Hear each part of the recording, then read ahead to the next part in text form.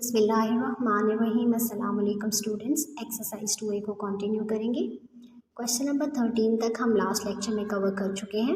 इस लेक्चर में हमने क्वेश्चन नंबर 14 को स्टार्ट करना है, तो इसकी स्टेटमेंट को देखिएगा। Jasmine invested $4,000 in a building society which paid simple interest at a rate of 7 to 1 by 4% per annum to its investors. After 2 years, the rate was increased to 7.6% per annum. Find the amount she had at the end of 7 years. Jasmine ने एक building society में $4,000 invest किए, जिसपे उसको 7 into 1/4% per annum का मतलब है एक साल का 7 इंटू 1/4% इंटरेस्ट रेट के हिसाब से इंटरेस्ट मिला। 2 साल के बाद इंटरेस्ट रेट चेंज हो गया, इंक्रीज होकर 7.6% पर एनम हो गया। आपने अमाउंट कैलकुलेट करनी है कि 7 साल के आखिर में उसके पास कितनी अमाउंट आएगी। तो अगर आप एक चीज़ को नोटिस करें, इसमें आपको 2 इंटरेस्ट रेट गिवन है, 7 इंटू 1/4% और फिर इंटरेस्ट रेट चेंज होकर 7.6% हो गया। जो चीज़ कैलकुलेट करनी है वो है अमाउंट, और वो कितने साल के बाद कैलकुलेट करना है, 7 ईयर्स के बाद। तो यानी इस सवाल में जो आपको टोटल टाइम पीरियड है वो है 7 ईयर्स का। 7 ईयर्स में से आपको जानते हैं कि सवाल में गिवन है कि 2 साल जो है इंटरेस्ट रेट कुछ और था। जो 7 इंटू 1/4% इंटरेस्ट रेट है वो 2 साल तक के था। 2 साल के बाद इंटरेस्ट रेट चेंज हो गया।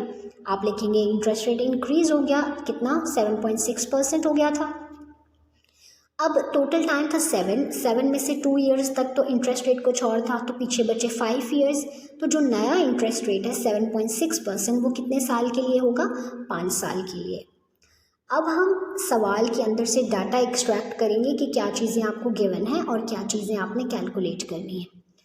तो जैसे कि आप जानते हैं कि जो अमाउंट इन्वेस्ट की जाती है उसे प्रिंसिपल कहते हैं। तो इसमें 4,000 उसने इन्वेस्ट किए थे, तो प्रिंसिपल 4,000 हो गया।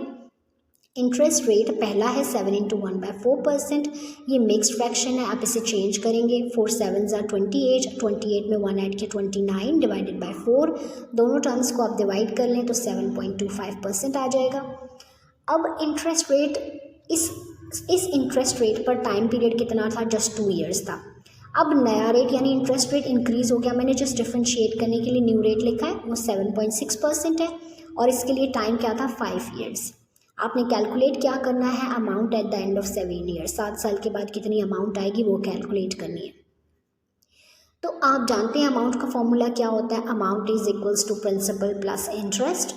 प्रिंसिपल तो आपके पास गिवन है लेकिन इंटरेस्ट गिवन नहीं है, तो ये सिंपल इंटरेस्ट की इसमें बात की गई, आप सिंपल इंटरेस्ट ही कैलकुलेट करेंगे। लेकिन इसमें सवाल में 2 इंटरेस्ट रेट है, तो हम दोनों को यूज़ करके सिंपल इंटरेस्ट कैलकुलेट करेंगे। पहला इंटरेस्ट रेट था 7.25%, इसको आप यूज़ करेंगे। सिंपल इंटरेस्ट का फॉर्मूला आप जानते हैं, I is equals to P multiply R by 100 multiply by T। Values आप पुट करेंगे, P की वैल्यू है 4,000, इंटरेस्ट रेट की वैल्यू है 7.25 बाई 100 और टाइम की वैल्यू आ जाएगी 2। आप किसी क्वेश्चन में मल्टीप्लाई डिवाइड एक साथ हो तो पहले आप डिवाइड करेंगे, फिर आप मल्टीप्लाई करेंगे। 7.25 को 100 से डिवाइड किया, मल्टीप्लाई किया तो $580 इंटरेस्ट की वैल्यू आएगी। अब दूसरा इंटरेस्ट रेट है 7.6%। सिंपल इंटरेस्ट के फॉर्मूला में वैल्यूज पुट करेंगे, प्रिंसिपल की वैल्यू है 4,000, आर की वैल्यू है 7.6 बाई 100 मल्टीप्लाई 5, इंटरेस्ट की वैल्यू आ जाएगी $1520। अब 2 इंटरेस्ट आ गए। अमाउंट का फॉर्मूला मैं एक बार फिर रिपीट कर देती हूँ कि क्या होता है, P प्लस आई। P तो आपके पास है, I आपके पास 2 हैं, तो आप I का टोटल कर लेंगे, यानी टोटल इंटरेस्ट आप कैलकुलेट कर लेंगे। तो आपके पास जो 2 इंटरेस्ट की वैल्यूज़ आई हैं, आपने इन दोनों को एडअप कर लेना है। आपके पास पिछले जो इंटरेस्ट रेट है उसकी वैल्यू आई थी 580 और ये जो इंटरेस्ट रेट है 1520, दोनों को एडअप करेंगे तो आपके पास टोटल इंटरेस्ट आ जाएगा $2100। अब आपके पास इंटरेस्ट भी आ गया, प्रिंसिपल भी आ गया। अब आप अमाउंट के फॉर्मूला में इसको पुट कर दें, amount is equals to P plus I. P की वैल्यू है 4000, I की वैल्यू है 2100, दोनों को एडअप किया तो कितना आ गया, $6100। अब हम आ जाते हैं नेक्स्ट क्वेश्चन नंबर 15 की तरफ। Daniel deposits a certain sum of money in a bank. If the simple interest rate of the bank decreases from 3 into 3 by 4% per annum to 3 into 1 by 2% per annum, Daniel's interest will decrease by $50 in a year. Find the sum of money he deposits. सवाल में वो आपको बताते हैं कि Daniel ने एक amount को डिपॉजिट किया बैंक में, लेकिन वो अमाउंट आपको नहीं बताई कि क्या अमाउंट उसने डिपॉजिट की। Principal rate, simple interest rate वो कह रहे हैं बैंक ने डिक्रीज़ कर दिया। पहले 3 इंटू 3/4% था, बाद में कम कर 3 इंटू 1/2% कर दिया।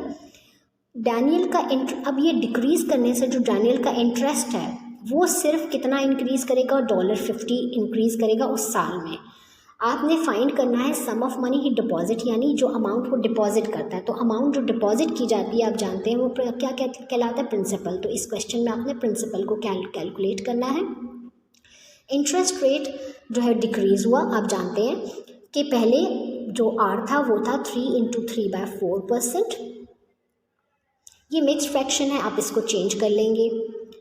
दूसरा जो आर है, न्यू लिख दिया मैंने, इसको डिफ्रेंशिएट करने के लिखा 3 इंटू 1/2%, ये डिक्रीज़ हो गया था।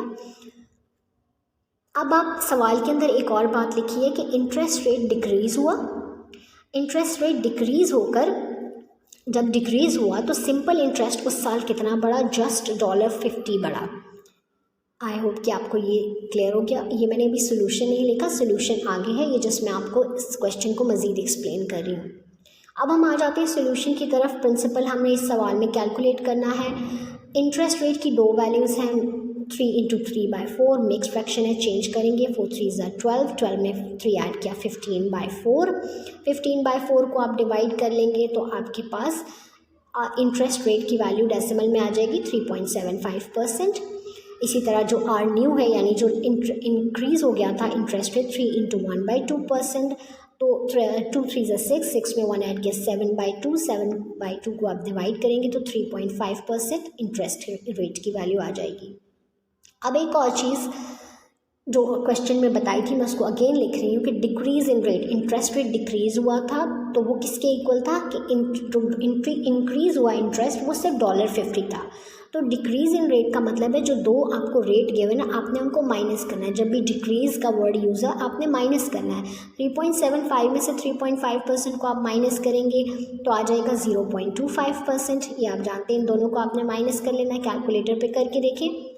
अब ये जो सवाल, जो स्टेटमेंट लिखी थी, इसका मतलब क्या है कि जो इंटरेस्ट रेट डिक्रीज़ हुआ वो $50 के इक्वल है, तो मैंने लिख दिया 0.25 इज इक्वल्स टू $50।